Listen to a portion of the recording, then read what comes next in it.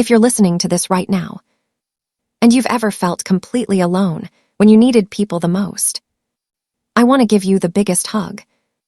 Because the night my daughter was fighting a 104-degree fever in the ICU, I learned a painful truth. Sometimes the people you call family are the first ones to disappear when life gets hard. And sometimes, the one message that finally breaks the silence changes everything forever. My name is Lena Morales. I'm a single mother living in Seattle. My daughter Ava is 7 years old. She's the kind of kid who laughs at everything, even bad jokes. Her favorite thing in the world is drawing tiny stars on everything she owns. Her notebooks, her shoes, even the wall behind her bed. 2 weeks before everything happened, life was normal. Then one Tuesday night, Ava developed a fever. At first it didn't seem serious. 101 degrees. Kids get fevers all the time. I gave her medicine and tucked her into bed. But at 2 a.m., she started shaking. Her skin felt like fire. The thermometer read 104.3. My heart dropped. I grabbed my keys, wrapped her in a blanket, and drove straight to the ER. 3 hours later, we were sitting in the pediatric ICU. Machines beeped softly. Doctors moved quickly. One of them finally sat down next to me. We need to monitor her closely tonight. I asked the question every parent fears asking. Is she going to be okay? The doctor hesitated. We're doing everything we can. That answer haunted me. At 4:12 a.m., I opened my phone. Our family group chat had 12 people. My parents, my sister Clara, 2 cousins, an aunt. I typed, Ava is in the ICU with a high fever. Please pray for her. Then I hit send and waited. Minutes passed. Nothing. 30 minutes. Nothing. 1 hour. Still nothing. Not even a heart emoji. I stared at the screen, confused. My daughter was hooked to machines, and the people who claimed to love her weren't responding. At 6:37 a.m., a notification appeared. Finally, someone replied. It was my sister Clara. But what she wrote made my stomach drop. She didn't ask about Ava. She didn't say she hoped she'd recover. Instead, she wrote, Can you send me the login for Mom's Netflix? Mine stopped working. I read the message 3 times.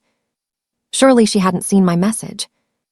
But she had, because right under it was the tiny word, seen. My hands started shaking. My daughter was fighting a dangerous fever, and my sister was asking about Netflix. I felt something inside me break. This wasn't the first time my family had ignored me. When Ava's father left us 6 years ago, no one helped. When I worked double shifts to pay rent, no one called. But I still believed deep down that when something serious happened, they'd be there. That night proved I was wrong. Around noon, while I sat beside Ava's hospital bed, a nurse named Megan brought me coffee. You haven't eaten, she said gently. I realized she was right. A stranger noticed my exhaustion, but my own family didn't. Later that evening, the doctor returned. We believe the infection is bacterial. We're starting stronger antibiotics. I asked quietly, Is she out of danger? He sighed. We'll know in 24 hours. 24 hours felt like a lifetime. At 8 p.m., my phone buzzed again. Another message in the family chat. This time it was my cousin Mark. Is Ava really in the hospital? Clara said you're exaggerating. I stared at the message. Clara had told them I was lying. Something inside me snapped. For years, I had tolerated their indifference, their gossip, their disrespect. But now, they were questioning my daughter's illness. I typed back, "She's in the ICU. I'm not lying." Then I put my phone away. That night I didn't sleep. I held Ava's small hand, listened to the machines, and realized something important. Family isn't defined by blood. It's defined by who shows up when everything is falling apart. And so far, only strangers had. The next morning, someone knocked softly on the ICU door. I looked up and froze. Standing there was someone I hadn't spoken to in 10 years. My older brother Daniel. The same brother who left home after a huge family fight. The same brother my parents pretended didn't exist anymore. He walked in quietly and said, "I heard Ava was sick." I blinked in disbelief. "How did you know?" He held up his phone. The family chat. Daniel sat beside me. "How is she?" I finally broke down crying. For the first time in 2 days, someone asked that question and actually cared. He hugged me and whispered, "She's going to be okay." That hug meant more than any message my family had sent. But what happened next is the part my family never saw coming. Because 2 days later, the same people who ignored my messages would suddenly start calling me nonstop. And the reason why would change our family forever. I stared at my phone for a long time after reading that message. My fingers felt numb. The ICU hallway around me was quiet except for the steady beeping of machines and the distant footsteps of nurses. But inside my chest, everything was screaming. My daughter Lily was lying in that room, fighting a dangerous infection. And my own family, the people who were supposed to support me, they were arguing about a vacation. Not about Lily. Not about whether she would survive. A vacation. I slowly locked my phone and leaned back against the cold hospital wall. For the first time in my life, something inside me snapped. Not loudly. Not dramatically. Just quietly. Like a thin thread finally breaking. And in that moment, I made a decision. I was done being the family's emergency fixer. Growing up, I was always the responsible one. My parents used to say it proudly. Madeline is the strong one. But what they really meant was, Madeline is the one who fixes everything. When my brother got arrested in college, I paid his legal fees. When my sister needed money for her wedding, I covered half the bill.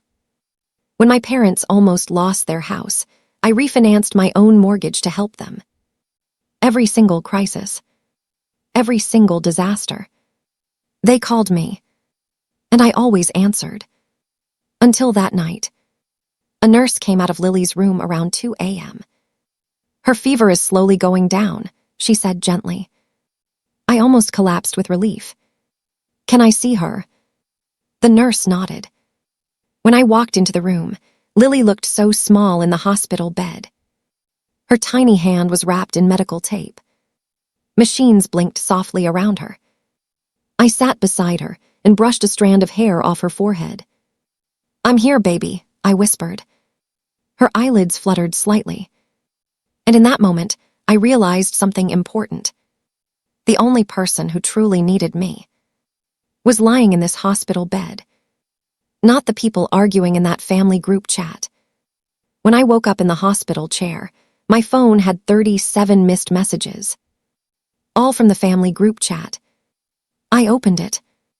My brother Mark had written, "Madeline, why are you ignoring us?" My sister Rachel, "You're the only one who understands financial stuff." Then my mother, "This is really selfish of you." Selfish. I stared at that word for a long time. Selfish. Because I wasn't solving their vacation problem, while my daughter was in intensive care. For the first time in my life, I didn't reply. Instead, I made one phone call. To my lawyer.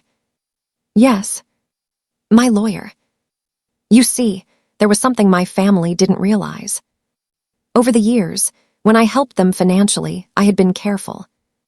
Every loan, every payment, every mortgage bailout, everything was documented. At the time, my lawyer insisted on it. Family and money always gets messy, he warned. He was right. By the time the lawyer finished reviewing everything, the total amount my family owed me was shocking. $142,000. $142,000. I stared at the number in silence. All those years. All those sacrifices. All those sleepless nights working overtime to help them. And they called me selfish. That afternoon, I finally replied in the family chat. But it wasn't the message they expected. I typed slowly, very carefully. While my daughter is in the ICU fighting a serious infection, I see that all of you are worried about a vacation. Then I added, I've decided something important. 3 dots appeared as they started typing. But I continued before they could interrupt. For years, I've supported everyone financially. I've paid legal fees, mortgages, weddings, and emergencies. So I asked my lawyer to calculate the total amount. Then I sent the final message. You currently owe me $142,000. The chat went silent. Completely silent.